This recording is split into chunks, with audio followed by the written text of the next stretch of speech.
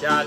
Ito yung latest talaga na kontrobersiya na medyo naging naging sensitive kasi nga ang pinag-uusapan dito ay yung isang fundraising na ginawa sa isang lugar diyan sa Mindoro. Occidental ba? Oo, na naimbitahan siya ng isang grupo ng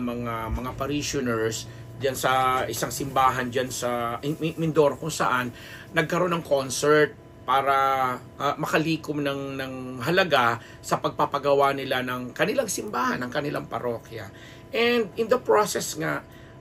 ginawa nila itong event na to sa loob mismo ng simbahan at nag-perform nga ito ng ilang kanta itong si Julian na medyo inappropriate, yan ang tamang termino na gagamitin natin. Naging inappropriate doon sa venue o doon sa lugar kasi nga nakagown nga siya pero ang haba ng slit niya, naka-sleeveless pa siya at sexy ang dating. Tapos balibasa mabibilis yung mga kanta niya gaya lalo na nung pamosong kantang Dancing Queen. Talaga namang syempre party ang naging peg na syempre sa mga taal na Katoliko, mga parokyano ng naturang simbahan na talaga namang mga deboto, parang sacrilege ang dating kasi yun na nga parang binabastos mo yung simbolo ng tahanan ng Diyos, if I may say it. So nag-viral na bash itong si Julian kasi parang hindi man lang daw nag-isip, parang hindi ba siya napayuhan, hindi ba siya na-manage ng maayos, na alam naman yung loob ng simbahan yung ganyan, merong ganung party effect, etc. Actually, meron pa isang singer na taga Sparkle din o taga GMA7, si Zephanie ba yun, na ganun din. Kaya lang, siyempre, aminin naman natin bilang mas sikat na celebrity at talagang isa si Julian sa mga pambato ng GMA7, siya talaga yung napuruhan ng mga bashing, ng mga negatibong komento at pag-aalipusta sa kanya. Na agad-agad naglabas ng statement itong GMA7 Sparkle na sinasabi naman nila na hindi nila kontrolado yon dahil bilang guest performer na imbita lang doon si Julian para maghandog ng kanyang mga production numbers dahil nga doon sa kampanya na makalikom ng salapi or karagdagang pondo para sa improvement ng simbahan. Pero syempre hindi natapos yun doon dahil marami pa rin mga bashing kasi nga question ultimo yung simbahan at yung mga organizers na yun ang aming pupuntusan dito sa Unbearable Channel kasi para feeling ko artist at performer itong si Julian na syempre pa sumusunod lang sa kung ano naman yung protocol. Marahil nga na mismanage or na mishandle ng mga organizer yung pangyayari kasi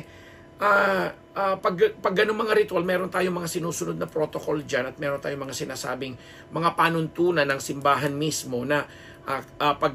gaganap ka ng mga ganyang pagtitipon, okasyon, kailangan nakakabit ka pa rin doon sa nakakabit ka pa rin or nakaangkla ka pa rin doon sa kung ano ba talaga yung rules and regulation nung parokya mismo. At nangyari na nga parang na out of hand, na mismanage or hindi na ayos. Kaya yung organizer, kinakailangan dapat sila yung unang nagbigay ng statement, ng pahayag. But eventually naman,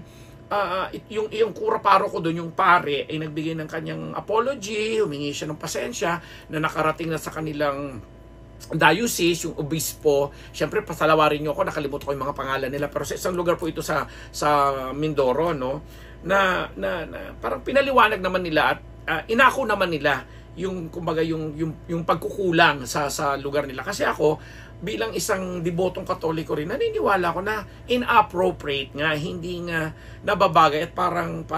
talagang si Julian ay parang yun na nga, parang siguro hindi siya na-informed ng maayos. And mabuti na lang itong si Julian din ay tinanggap din niya, siya na mismo ang nagpakumbaba at inako rin niya yung kanyang pagkakasala dahil sabi niya bilang isang mabuting Kristiyano at mananampalataya ng Diyos, hindi naman niya, nawala sa isip niya yung mga ganung bagay dahil ang iniisip niya yung makatulong siya at makapag-perform siya para sa kaligayahan at ikasisiyan ng mga nag-ambag at nagbibigay ng kontribusyon para nga doon sa layunin na maipaayos yung simbahan. So, dapat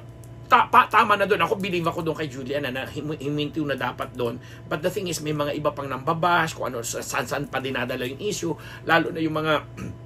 mga anti-Julian na since day one siguro hindi na nila gusto itong batang actress na ito, na talaga namang isa sa pinakamabait na nakilala ko sa showbiz sa kasalukuyang panahon, isa sa pinaka-accommodating pag hinihingan mo ng mga birthday greetings, pag ini-interview mo at may mga gusto kang issue na iklaro sa kanya, at isa si Julian talaga sa pinaka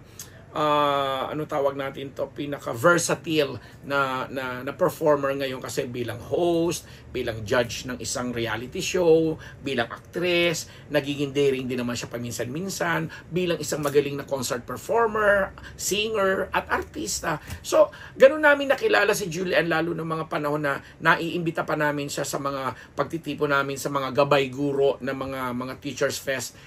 special, na napaka ano talaga niya, napaka malapit niya sa tao, at saka talagang very sincere siya sa kanyang mga ginagawa, especially pa nagpe-perform siya. Kaya ako naniniwala ako na taos sa puso yung paghingi niya ng patawad, ng paghingi niya ng sorry sa mga na-offend ng mga parishioners or mga mananampalataya, na sa talaga namang totoo naman po, kahit nga po kayo nag-a-agree na talagang hindi nga nababagay doon sa okasyon yung naging performance niya, yung mga kantang ginawa niya, at yung mga syempre yung lalo na yung kanyang kasuotan na para sa iba very revealing, na syempre naman para naman sa aming nasa showbiz normal naman naming nakikita sa kanya, but the thing yun nga hindi na bagay doon sa simbahan. But then again, yung parokya, yung simbahan, yung mga organizers, yung pari mismo, yung obispo mismo na nakakasakop doon sa diocese na yun sa Mindoro, ay nagbigay na po ng kanilang salubin na humihingi sila ng patawad, pagpapasensya at pangunawa, pati na rin si Julian at 10 ng kanyang management outfit na Sparkle dyan sa GMA7. Kasi yun na nga, let's move on, tanggapin natin ang paghingi nila ng kapatawaran at paghingi nila ng sorry, kasi ito po lahat naman tayo nagkakamali, pero yun nga minsan na nakukompromise tayo, lalo na sa pag may mga issue ng religion, politika, pamilya, ganyan, at hindi naman ito isang bagay na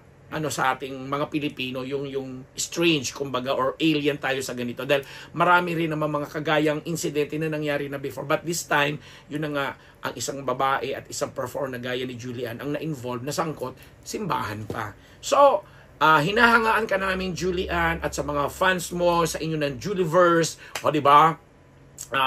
mga fans niyo ni Raver, kami ay naniniwala pa rin at itinatanggap namin yung paghingi mo ng apology, at from here talaga man isa pa rin kami sa nagsasabing nakasuporta pa rin ng Unbettable Channel sa iyo. And on that note, maraming salamat sa inyong lahat, sa aming mga sponsors, sa aming mga subscribers, lalong-lalo na po yung mga taga-ibang bayan, taga-ibang bansa na talaga naman kahit anong oras daw po sila nakatutok. Thank you very much po. At syempre pa dito sa mga regular na rin po namin mga subscribers po dito sa Pilipinas, mahal po namin kayong lahat. Diyos mabalas.